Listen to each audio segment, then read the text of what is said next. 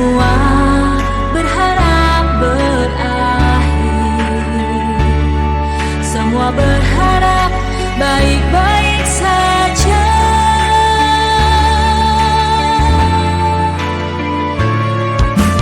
Aku di sini dan kamu di sana, kita bertemu lewat dunia maya.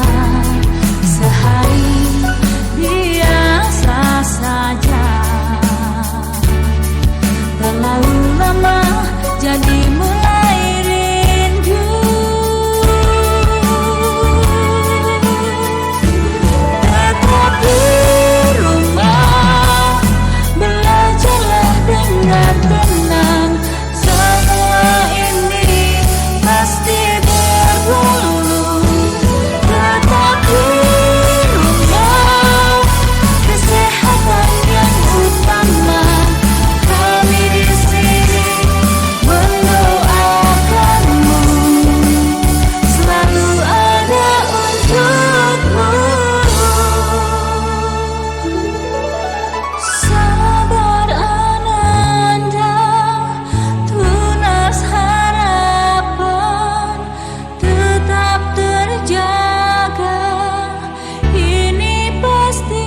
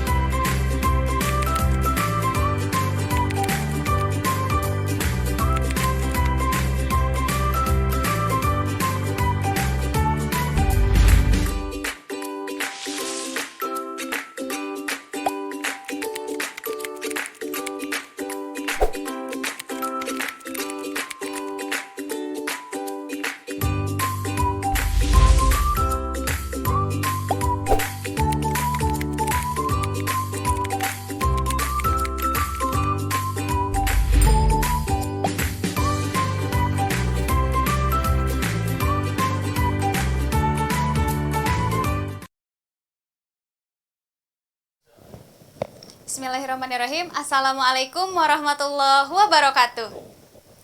Baik anak-anak, hari ini seperti biasa hari Selasa di jam pelajaran yang pertama kita ketemu lagi di mata pelajaran biologi. Nah, sebelum kita lanjut ke materi, seperti biasa Ibu cek dulu jargonnya ya. Dimulai dari jargon kita nih, SMA Mekar Arum. SMA Mekar Arum, deket, dedeh, imet, yes. Biologi, mantap. Oke, semoga kalian tetap semangat selama satu pembelajaran ke depan, kemudian sampai ke nanti terakhir hari pembelajaran hari ini ya. Ibu tekankan kembali untuk pembelajaran hari ini, meskipun kita di TV melalui pembelajarannya TV Mekar Arum, tetapi tetap presensinya harus tetap diisi di EduLearning.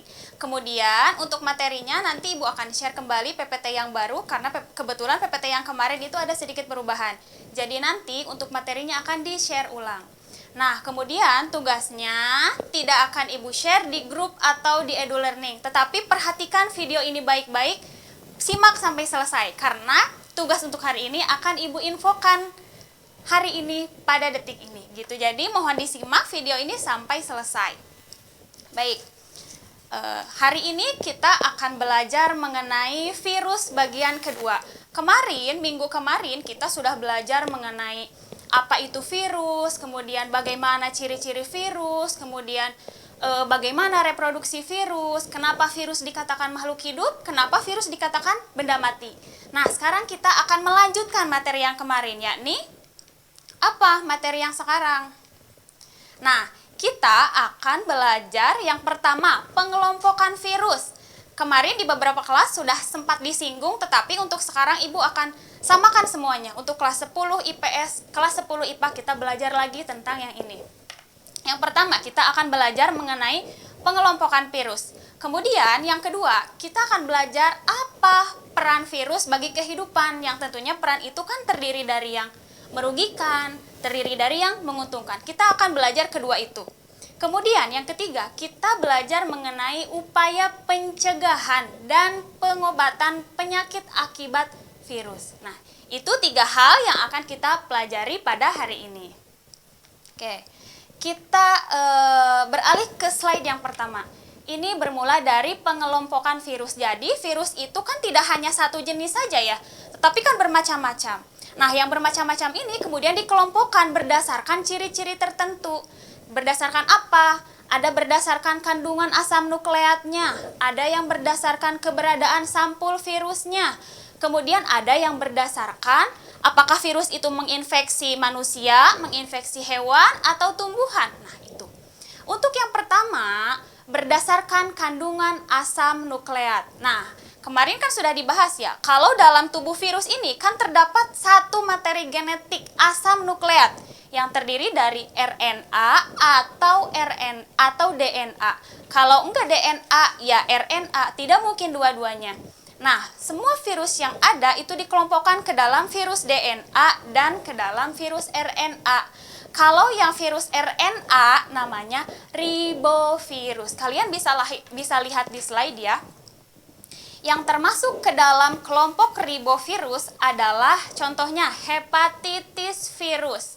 Itu yang mengakibatkan peradangan. Kemudian TMV, kalian mungkin ingat, ini sangat terkenal sekali ya, virus yang menyerang tumbuhan tembakau, TMV, tobacco mosaic virus. Nah, itu yang virus RNA. Kalau yang DNA gimana, Bu? Kalau yang DNA ya berarti asam nukleatnya terdiri dari DNA, namanya deoksiribovirus namanya. Contohnya, virus yang termasuk ke dalam deoksiribo ini apa saja? Kalian ingat, satu virus yang menginfeksi bakteri itu disebut dengan bakteriofag atau fag.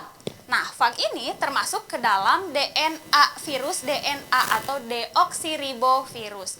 Kemudian apalagi? Contohnya herpes, kemudian rubella. Nanti kita akan belajar bagaimana sih penyakit herpes itu, bagaimana penyakit rubella itu selanjutnya. Tetapi perlu ditekankan, diulangi lagi ya, kalau berdasarkan kandungan asam nukleatnya, virus terbagi menjadi 2, yakni virus DNA dan virus RNA. DNA disebut deoksiribovirus, kalau yang RNA disebut ribovirus. Oke, beralih ke slide yang selanjutnya. Nah, di sini yang kedua ada berdasarkan sampul atau kapsul. Kemarin sempat dibahas juga. Kalau dalam satu struktur tubuh virus yang utuh itu kan ada asam nukleat, kemudian dibungkus oleh kapsid atau protein. Tetapi pada virus-virus tertentu itu selain dibungkus oleh kapsid, dibungkus lagi oleh selaput yang lain namanya sampul. Atau bisa dikatakan kapsul, boleh.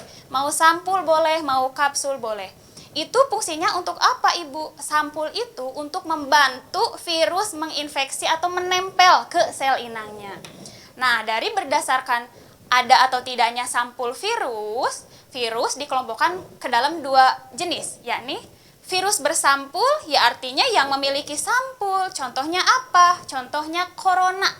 Coronavirus itu memiliki sampul. Jadi selain asam nukleatnya dilindungi kapsid, dia dilindungi oleh selaput yang double gitu, 2. Kapsid iya, sampul virus juga iya. Nah, kalau yang tidak memiliki sampul itu disebut dengan virus telanjang. Sama seperti tidak memiliki baju gitu ya, tidak diseliputi dengan sampul. Disebut virus telanjang. Contohnya apa? Adenovirus. Nah, adenovirus ini kalau kalian ingat, ini merupakan virus penyebab demam. Kemudian virus yang menyebabkan infeksi pada saluran cerna, infeksi pada saluran nafas. Nah, biasanya itu di golongan adenovirus atau virus telanjang. Kalian bisa lihat ya gambarnya di situ, yang mana virus bersampul, yang mana virus telanjang. Kalau virus bersampul itu ada virusnya, ada tonjolan di luar namanya spike. Itu fungsinya untuk membantu melekat kepada sel inang. Oke, kemudian virus yang telanjang ya seperti sudah dikatakan tadi ya tidak ada sampulnya, hanya kapsid saja. Oke. lanjut, yang ketiga, kan tadi ada berdasarkan asam nukleatnya, ada berdasarkan keberadaan sampul. Nah, ini yang ketiga nih, ada virus yang menginfeksi sel inang tertentu.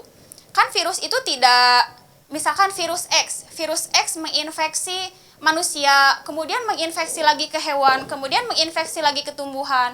Tidak seperti itu, tetapi menginfeksi spesifik. Kalau di manusia, ya manusia. Kalau di hewan, ya hewan.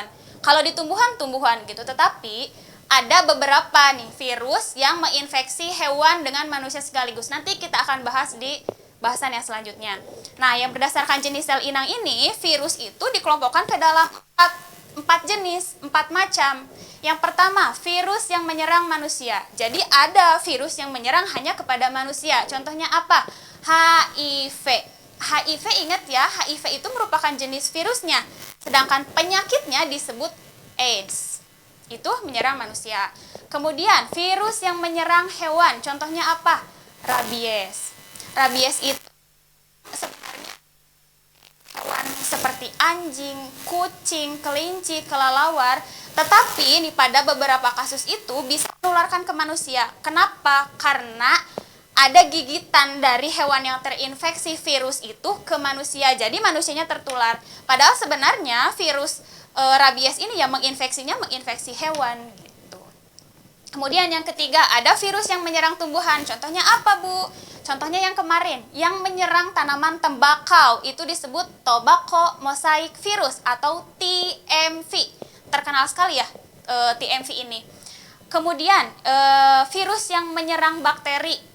Nah, ini disebut bakteriofag, atau kalau misalkan susah bilangnya bakteriofag, cukup fag aja di akhirnya, tapi bukan fax ya. Kemarin ada yang sempat bilang bakteriofax pakai X, bukan pakai X tapi pakai G, bakteriofag. Tuh, jadi ada yang menyerang manusia, ada yang menyerang hewan, ada yang menyerang tumbuhan, dan bakteri. Itu ada 4. Oke, kita lanjut. Nah, sekarang kita akan maju ke materi yang selanjutnya, yakni peran virus bagi kehidupan. Karena kan meskipun katanya merupakan virus itu racun, tetapi tidak selamanya virus itu bersifat merugikan. Ada hal yang menguntungkannya juga. Ada hal positif, ada hal negatif. Nah, ini kita bahas yang menguntungkan terlebih dahulu.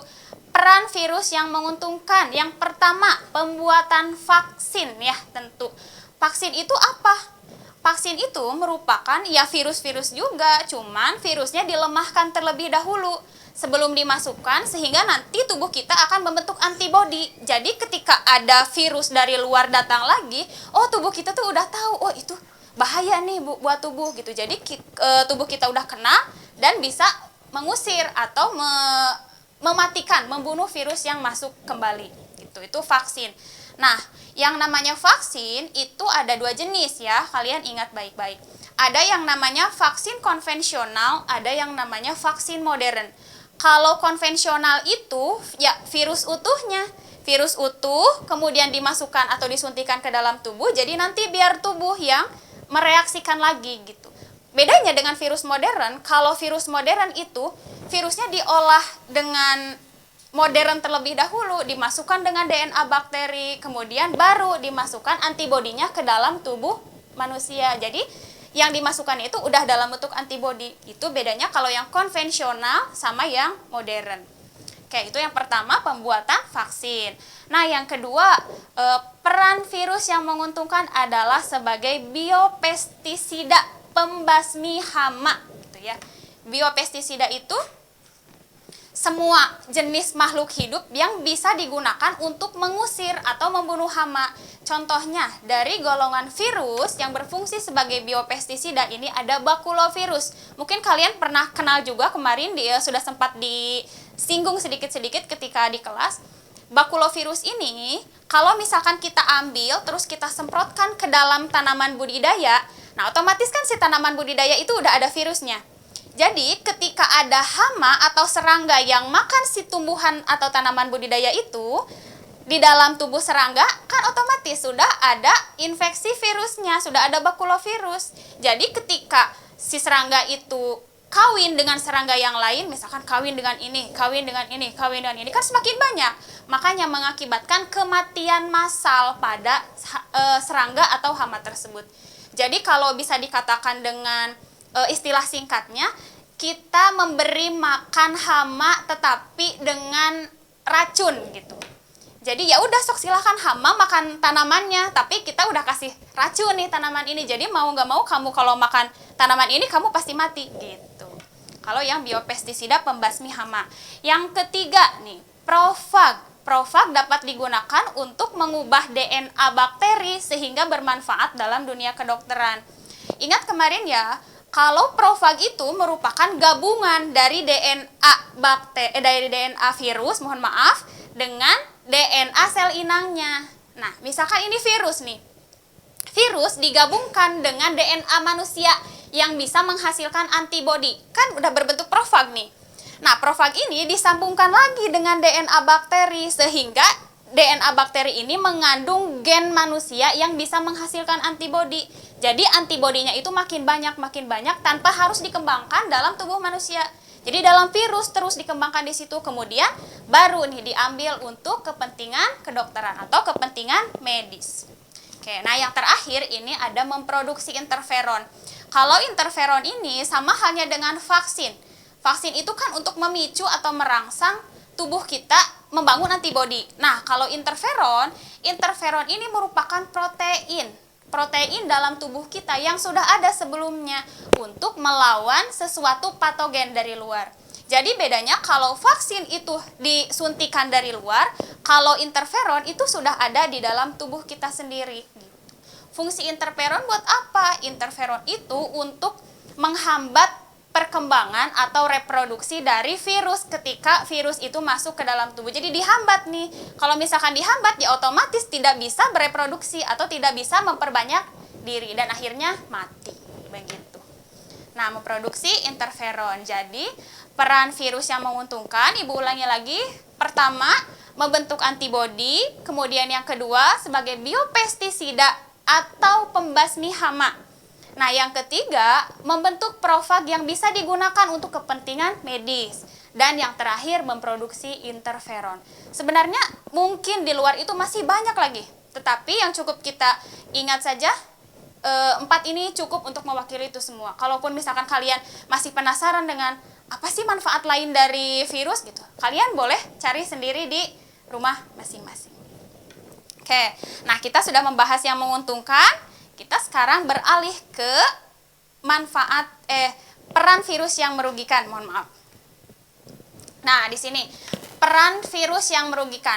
Kalau yang merugikan berarti otomatis yang menimbulkan penyakit. Nah, gitu. Tetapi penyakitnya itu ada pada manusia, bisa pada hewan, bisa pada tumbuhan. Nah, kita bahas beda ya. Yang pertama kita membahas mengenai peran merugikan pada manusia dulu, penyakit pada manusia dulu. Nah, kalian bisa lihat di situ ada cacar air, ada herpes simplex, ada cacar api. Itu yang dilingkari itu merupakan satu kelompok gini nih. Kalau misalkan ibu tanya, apakah kalian pernah mengalami yang namanya cacar? Mungkin sebagian besar dari kalian jawabnya, iya ibu, saya pernah dulu ketika masih kecil gitu. Berapa kali kalian mengalami cacar? Ada yang 1 kali, mungkin ada juga yang 2 kali. Tetapi, kalau misalkan kalian pernah mendengar mitos ini, cacar itu, mitos atau fakta gitu ya, nanti kita akan bahas. Cacar itu hanya terjadi sekali seumur hidup. Jadi kalau misalkan kalian kena cacar, 1 kali saja, tidak akan terulang lagi kedua kalinya gitu. Tetapi sebenarnya, kok ibu aku mah pernah cacarnya 2 kali ya, kenapa ya? Nah, kita akan bahas ya. Ada yang namanya cacar air, ada yang namanya cacar api. Nah, 2 jenis cacar ini itu disebabkan oleh kelompok virus herpes. Ibu kenapa kok di buku paket saya poxivirus? Kok beda-beda? Nah, itu nggak apa-apa, memang beda-beda ya. Ada yang namanya termasuk kelompok ini gitu, tetapi spesiesnya ini, jadi beda-beda. Boleh kalian bilangnya poxivirus, boleh kalian bilangnya herpes virus, cuman spesiesnya untuk yang cacar air dengan cacar api ini diakibatkan oleh varicella zoster. Nama virusnya, varicella zoster virus. Tapi bedanya kalau misalkan cacar air dengan cacar api nih. Cacar api itu merupakan reaktivasi virus cacar air. Ibu gimana sih reaktivasi itu? Gini ya. Kalau misalkan pertama kali kalian terinfeksi penyakit cacar, itu namanya cacar air. Gejalanya pertama pasti demam, kemudian sakit kepala yang kayak gitu pasti ada. Tetapi ciri khasnya dari penyakit cacar ini muncul seperti lenting air, benjolan yang berisi air, kemudian ruam, gatal. Kalau pada cacar air itu biasanya hanya gatal saja. Kalau cacar api dia gatal disertai perih. Jadi pada kulit itu seakan ada sensasi terbakar gitu, merah-merah. Kalau pada cacar api, makanya dikatakan cacar api.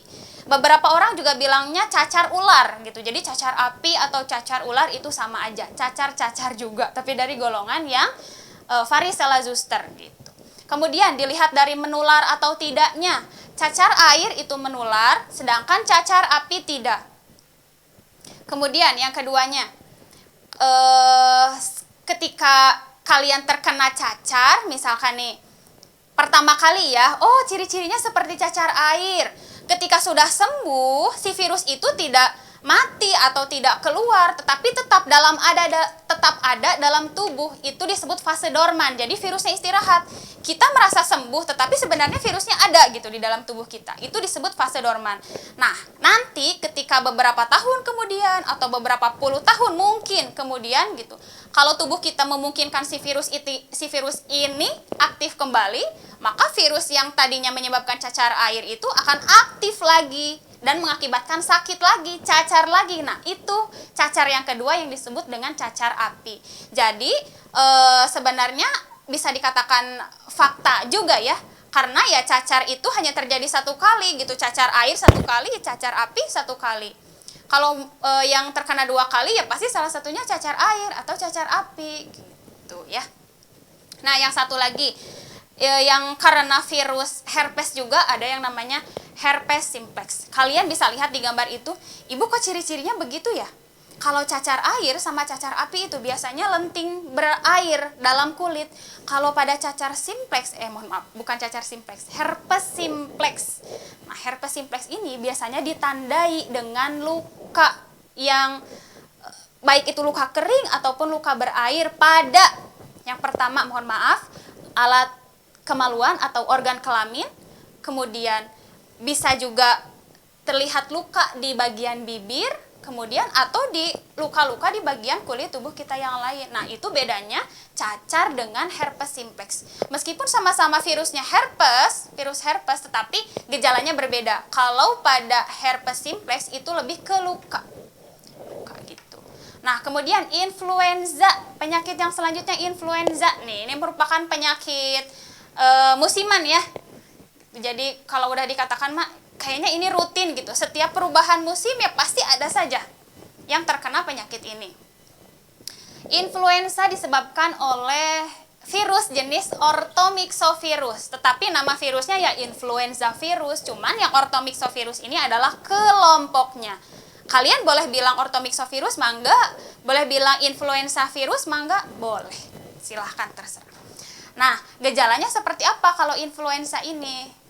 Yang pertama, demam pasti, sakit kepala pasti, lesu pasti gitu. Nah, tetapi kalau biasanya virus yang masuk ke tubuh kita itu akan membentuk kekebalan. Jadi ketika ada virus yang baru datang, tubuh kita sudah tahu nih, jadi sudah bisa mengusir gitu tanpa harus sakit. Tetapi pada penyakit influenza ini, kita bisa terinfeksi lagi karena patogen bermutasi gini. Jadi patogen itu penyakitnya, misalkan virusnya bermutasi berubah, genetiknya berubah. Jadi tubuh kita meskipun itu virus yang sama, tubuh kita sudah tidak kenal lagi. Sama halnya seperti ini, misalkan ketika seseorang datang, misalkan ke ibu, datang, oh itu si X misalkan. Tetapi ketika nanti dia balik, kemudian datang lagi dengan memakai topi, dengan memakai wig, kan otomatis ibu tidak kenal lagi. Itu siapa gitu. Nah, itu yang terjadi pada virus influenza. Jadi virusnya itu bermutasi, berubah, sehingga tubuh kita itu sulit mengenali atau tidak mengenali lagi, padahal itu merupakan virus yang sama atau versi yang lainnya, tetapi tetap saja virus influenza. Gitu. Nah, kemudian setelah virus influenza atau penyakit influenza, kita ada yang bukan kita. Di dunia ini gitu ya, ada yang namanya jenis penyakit polio atau poliomyelitis. Poliomyelitis ini apa? Disebabkannya karena polio ya poliovirus gitu. Nah, karakteristik dari orang yang sakit ini seperti apa? Biasanya orang yang terkena polio itu terjadi penurunan massa otot. Jadi dagingnya itu, kalau kita katakan daging, otot gitu ya, dagingnya itu menyusut sehingga terlihatnya seperti tulang saja. Nah, kalau polio ini mengakibatkan kelumpuhan, makanya ketika kita kecil, kita menjalani vaksin. Ada yang namanya vaksin polio. Karena apa? Polio ini merupakan penyakit yang berbahaya. Jadi kalau vaksin itu diberikan untuk menghindari efek yang mungkin saja fatal ketika kita mendapat virus itu masuk ke dalam tubuh kita, gitu. Nah, kemudian ada yang selanjutnya penyakit AIDS.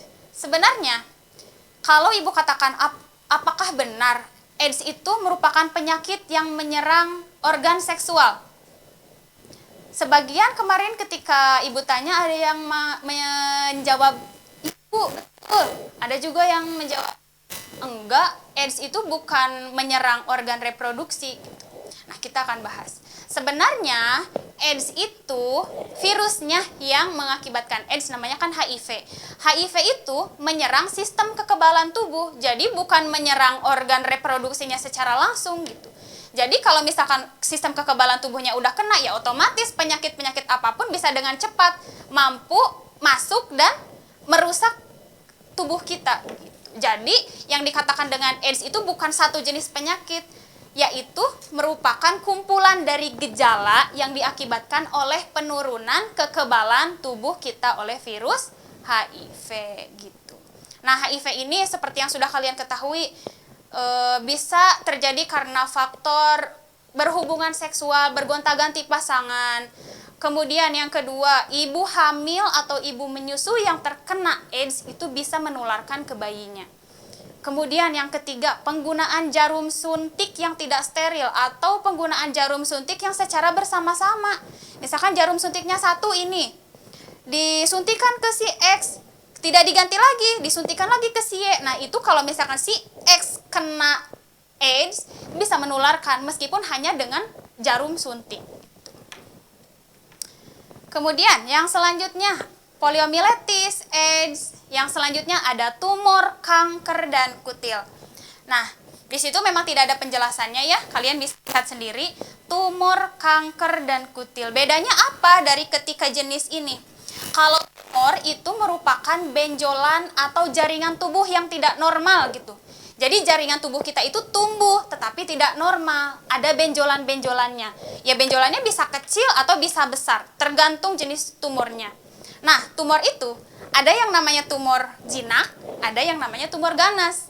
Kalau yang tumor jinak itu masih bisa dikatakan tidak terlalu berbahaya. Tetapi kalau sudah ganas, nah ini yang dikatakan dengan kanker. Jadi kalau tumor itu misalkan benjolannya hanya pada tempat tertentu saja, hanya di satu tempat saja. Tapi kalau kanker, meskipun tumor ganasnya di satu tempat, dia bisa menyebar ke organ, menyebar ke jaringan tubuh yang lain dan merusak sel-sel hidup kita gitu. Nah, kemudian satu lagi tumor kanker, yang satu lagi kutil. Nah, coba sebagian besar dari kita mungkin pernah melihat seseorang mungkin ya yang menderita penyakit kutil. Bedanya tumor sama kutil itu apa? Kalau tumor merupakan benjolan dari jaringan tubuh, tapi kalau kutil itu merupakan penebalan lapisan kulit. Jadi lapisan kulitnya itu menebal sehingga terbentuk benjolan-benjolan juga. Tetapi bisa terlihat gitu ya, mana benjolan yang merupakan dari dalam, mana benjolan yang hanya penebalan kulit saja. Nah, kalau yang kalau yang kutil ini disebabkan oleh virusnya human papilloma virus atau human papilloma HPV, dikatakan HPV, human papilloma virus. Nah, itu gambar di bawah, yang paling bawah, Masya Allah sekali ya, astagfirullah, nauzubillah gitu ya. kalian bisa lihat itu merupakan jenis kutil yang berbahaya. Diakibatkannya oleh apa ya? Sama oleh papiloma juga gitu. Tapi kalau yang itu merupakan penyakit langka dan biasanya diwariskan gitu.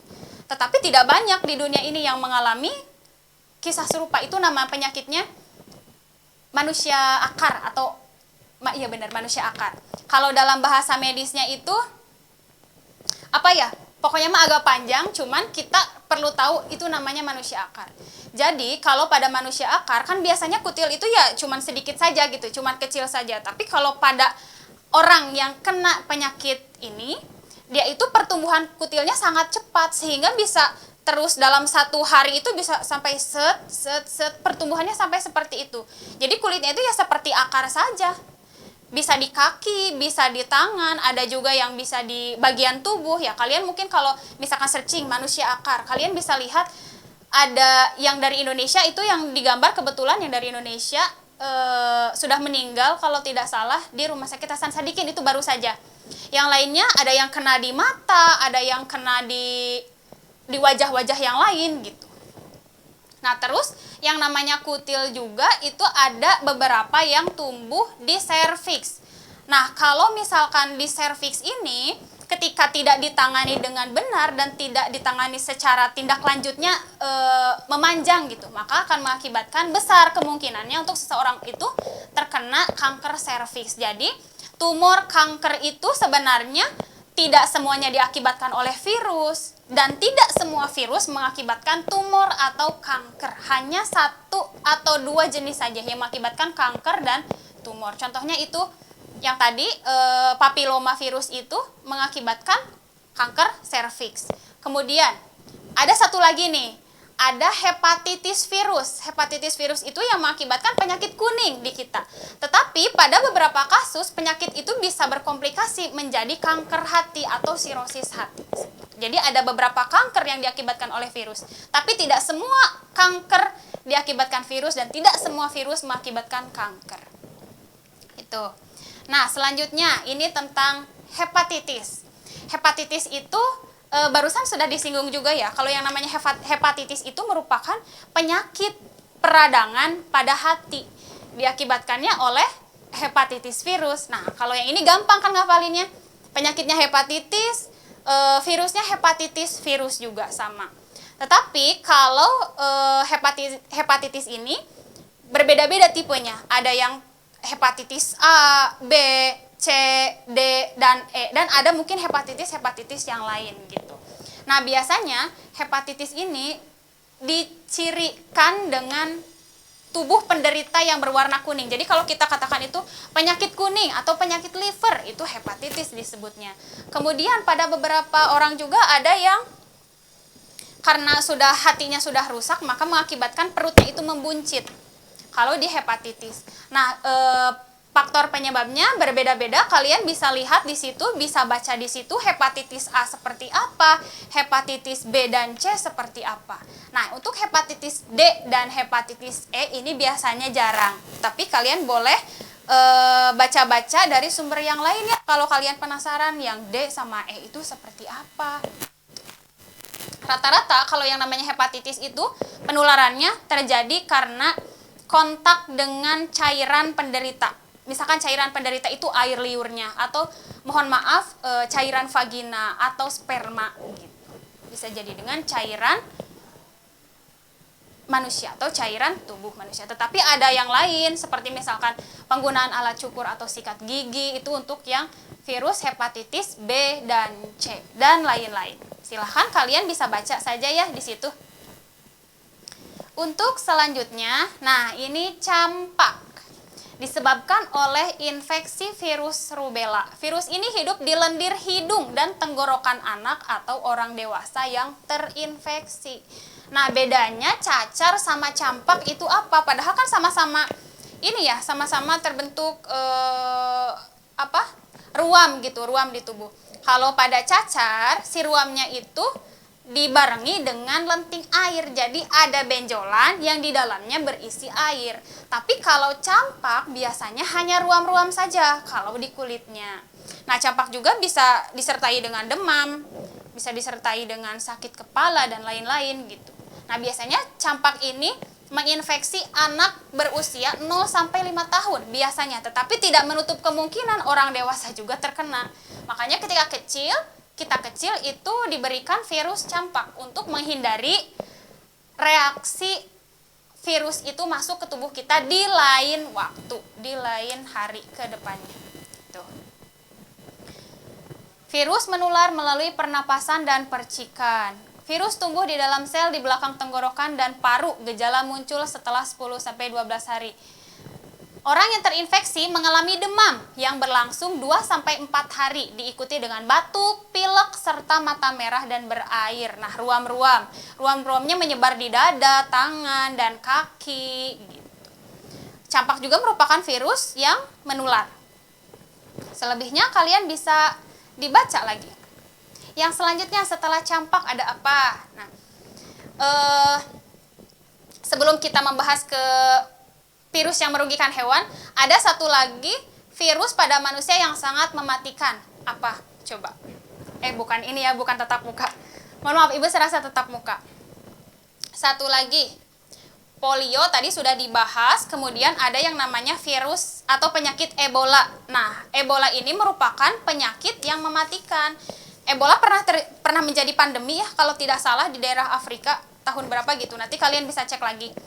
Nah, Ebola, orang yang terkena Ebola biasanya beresiko kematian hanya dalam waktu 2 minggu saja. Gejalanya seperti apa? Orang yang terkena Ebola itu bisa terjadi sakit pada organ tubuhnya, sakit pada bagian-bagian tubuh. Kemudian terdapat pendarahan. Pendarahannya di mana saja? Di mulut, di hidung, di telinga, apalagi kalau di anus atau alat kelamin. Nah, Ebola ini bisa ditularkan melalui hewan-hewan, contohnya kelelawar yang terinfeksi virus Ebola. Nah, ini kita membahas mengenai hewan ya. Siapa sangka di hewan juga ada loh penyakit yang diakibatkan oleh virus. Contohnya apa? Yang pertama, kalian lihat ada tumor pada ayam. Kita nyangkanya kalau tumor itu ya hanya pada manusia saja mungkin, tetapi pada ayam juga. Kalau misalkan kalian punya ayam, pasti tahu nih, ini termasuk ayam yang kena tumor. Biasanya ada bintil-bintil atau benjolan-benjolan tertentu pada bagian kepalanya, biasanya kepala atau kaki. Nah, disebabkan oleh apa? Oleh RSV atau Rous sarcoma virus. Kemudian, ya ada penyakit tetelo, yaitu penyakit mencret dan batuk-batuk, itu gejalanya pada ayam. Kemudian penyakit kuku dan mulut. Nah, pada hewan ruminansia, contohnya pada kambing, kerbau, dan lain sebagainya. Nah, ini rabies, kalian bisa lihat, bisa baca di sini. Dan selanjutnya, ini satu lagi ya, virus pada tumbuhan. Nah, virus pada tumbuhan ini ada TMV yang menyerang tembakau. Kemudian tungro yang menyerang padi. Kemudian, nah ini ada satu lagi. Biasanya virus yang menyerang tumbuhan itu diakhiri dengan kata mosaik virus, MV di belakangnya. Cuma di depannya, kalau misalkan virus itu menyerang mentimun itu kan bahasa Inggrisnya cucumber, maka nama virusnya cucumber mosaik virus. Jadi bahasa Inggris nama tumbuhannya ditambah mosaik virus di belakangnya. Dan yang terakhir, ini usaha pencegahan dan pengendalian penyakit akibat virus. Ini mah mungkin kalian sudah paham betul ya bagaimana sih cara pencegahan atau pengobatan penyakit akibat virus itu. Yang tentunya pertama makanan. Makanan harus bergizi dan seimbang. Kemudian pola makannya juga harus diperhatikan. Yang kedua, olahraga. Pasti ini olahraga harus teratur setidaknya. Kemudian tidur yang cukup, jangan banyak begadang ya. Apalagi misalkan kalau ibu udah saya mau banyak tugas. Ya gimana caranya kalian memanage atau mengatur tugas itu sehingga tidak merusak waktu tidur kalian. Jadi jangan begadang, jangan banyak begadang, harus tidur yang cukup. Dan yang terakhir, hindari stres. Sebanyak apapun tugas kalian, ya jalani saja dengan happy. Jangan stres, aduh ini saya tugas ini belum. Jangan seperti itu.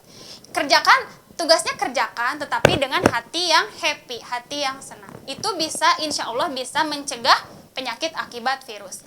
Nah, mungkin sekarang untuk tugasnya Ibu beritahukan nih, perhatikan baik-baik ya. Untuk tugasnya kalian buat daftar nama penyakit yang diakibatkan oleh virus pada tubuh manusia. Kalian buat daftar nama penyakitnya apa, nama virusnya apa, dan gambar virusnya seperti apa. Gitu. kalian boleh tulis tangan sendiri. Kalau misalkan saya mah bisanya hebat di gambar, ya oke, kalian gambar sendiri. Kalau misalkan tidak bisa, boleh di print atau ditempelkan atau membuat poster, mangga, itu terserah kalian. Kreativitas kalian seperti apa, tuangkan di situ. Boleh ditulis, boleh dibuat poster, boleh pakai aplikasi, boleh pakai video.